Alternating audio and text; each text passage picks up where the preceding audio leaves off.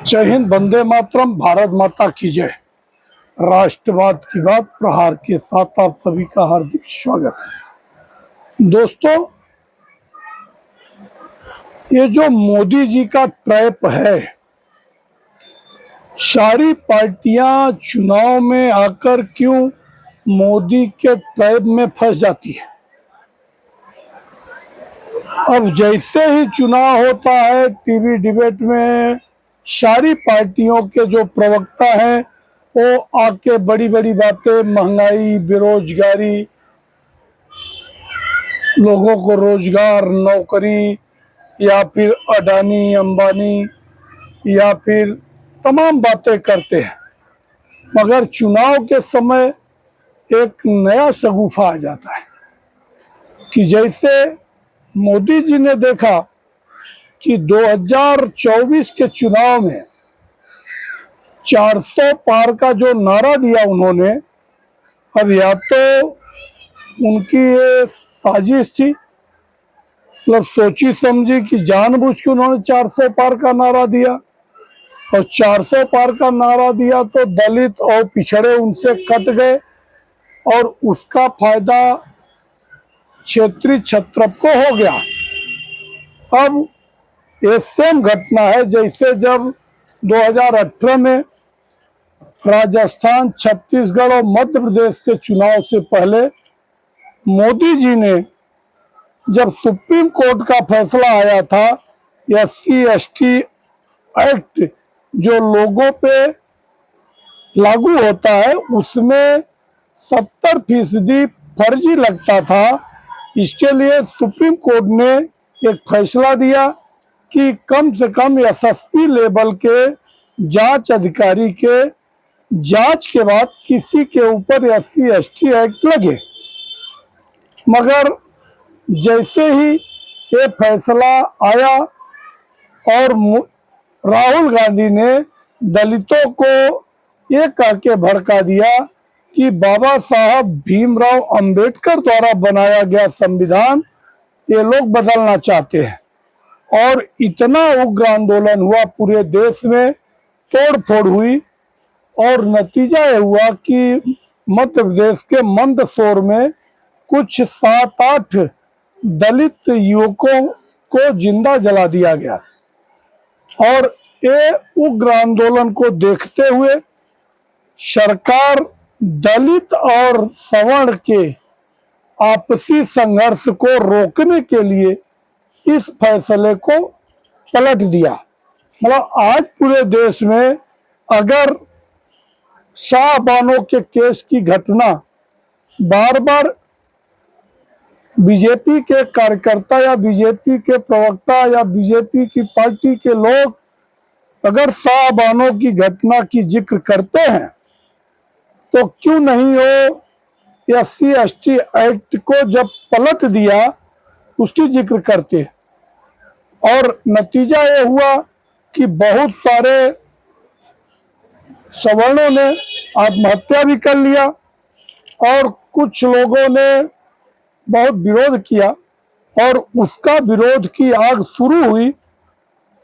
मुंबई के आजाद मैदान से, और उसमें हम भी हिस्सा थे। मगर नतीजा ये हुआ कि यहाँ की लपट पहुंच गई राजस्थान तक। जब उसकी चलन 3 राज्यों में, और उसमें क्या हुआ कि मामा, अपने आप को मामा कहने वाले शिवराज सिंह चौहान, उन्होंने मध्य प्रदेश के लोगों को चैलेंज दिया कि मैं देख लूंगा माई के लालों में कितना दम है। बाद में नतीजा ये हुआ कि चुनाव में जहाँ करारी हार पाने वाले राहुल गांधी, इन 3 स्टेट में नोटा को बहुत ज्यादा वोट मिला। मतलब जो भाजपा से नाराज सवर्ण थे वो लोगों ने नोटा पे वोट दे दिया, और नतीजा ये हुआ कि वहां पे तीनों जगह कांग्रेस की सरकार आ गई। बाद में 2 साल जाते जाते महाराज के नाम से जाने वाले ज्योतिरादित्य सिंधिया और कमलनाथ में सत्ता संघर्ष चालू हुआ, और कमलनाथ की कैबिनेट से 29 विधायकों को लेके पलायन करके सिंधिया वहां पे उनका सत्ता पलट कर दिए और बाद में फिर से शिवराज सिंह की चौहान की सरकार बन गई। बाद में ये हुआ कि सवर्णों की नाराजगी को 2019 के चुनाव से पहले कम करने के लिए मोदी जी ने सवर्णों को ईडब्ल्यूएस का 10% आरक्षण दिया विशेष सत्र बुलाकर,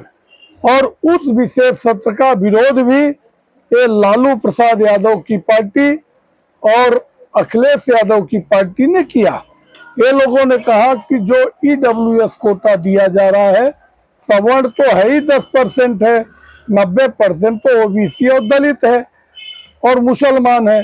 तो ऐसे में सवर्णों को 10% आरक्षण देना उचित नहीं है। मगर ये मामला सुप्रीम कोर्ट में गया और सुप्रीम कोर्ट में भी ठहराने का काम भारतीय जनता पार्टी और मोदी सरकार ने किया। तो उस 10% की खुशी में, मतलब जो गुस्सा था ब्राह्मणों का कि अभी तक ब्राह्मणों को दोयम दर्जे का नागरिक समझा जाता था, सवर्णों को सम्मान से 10% आरक्षण मिला, मतलब जो गरीब सवर्ण होते हैं। अब सेम सिचुएशन है कि मोदी जी अगर अपने 2024 के चुनाव में अगर वोट कम पाए तो इसके लिए उन्होंने फिर से मास्टर स्ट्रोक चला कि अब जातिगत जनगणना कराएंगे और बाद में जिसकी जितनी संख्या भारी उतनी उसकी हिस्सेदारी, इस कंसेंट पे लोगों को आरक्षण दिया जाएगा। मैं आपको अपने वीडियो संदेश के माध्यम से कहना चाहता हूं, पूरे देश को आगाज कराना चाहता हूं कि मुझे नहीं लगता है कि जिस दिन ये 50% का कैप हटाया जाएगा उस दिन देश में फिर से भूचाल आएगी और मोदी कहीं ऐसा ना हो कि अपने ही ताबूत में आखिरी कील मार दे कि जैसे जब मंडल की राजनीति करने वाले विश्वनाथ प्रसाद सिंह, बीपी सिंह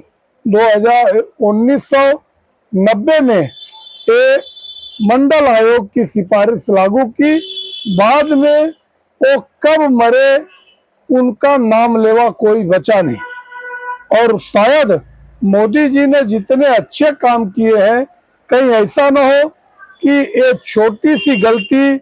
उनके सारे किए धरे पे पानी भी फिर जाए। मैं लोगों का रोष देख रहा हूं और हमें नहीं लग रहा है कि जो सवर्ण समाज है वो किसी भी सूरत में इसे काबिले बर्दाश्त करेगा। और अगर सवर्ण अलग हुआ तो मुसलमान तो पहले ही मोदी के खिलाफ षड्यंत्र रचे बैठे हैं और ऐसा न हो कि उनके षड्यंत्रों में ब्राह्मण समाज भी शामिल हो जाए। और फिर कहावत है कि मुल्ला और ब्राह्मण ये दोनों कुछ भी कर सकते हैं, तो मौलवी को नाराज तो किए ही है। जैसे वो एक साथ बिल ले आए तो पूरे देश में आंदोलन चल ही रहा था, मगर उसके बीच में ये तो पहलगाम हुआ, इसके लिए वो थोड़ा सा ठंडा पड़ गया। तो मुझे जो सोशल मीडिया के माध्यम से या जो क्षण के खबरें आ रही है उससे साबित हो रहा है कि कहीं जो सफलतम कार्यकाल पूरा करने वाले थे और अपनी लिगेसी को अपने आने वाली पीढ़ियों को, चाहे अमित शाह या योगी जी को, जो भी काबिल होता जिसको ट्रांसफर करना चाहते थे मोदी जी, कहीं ऐसा न हो कि अटल जी के जैसा ये भी किसी को न दे पाए और आने वाले टाइम में 5 साल 10 साल और बीजेपी को लोग हाशिए पे रख दें। इसके लिए मैं कहता हूं कि बहुत ही सोच समझ के ये सब डिसीजन लेना चाहिए। और अभी तो पूरे देश में सारे मीडिया चैनल पे एक बाढ़ सी आ गई है, हर कोई यही पूछ रहा है कि अगर बीजेपी विरोध करती थी और अपना जातिगत जनगणना का, तो अचानक वो यू टर्न कैसे ले लिया। मगर पलटी बात,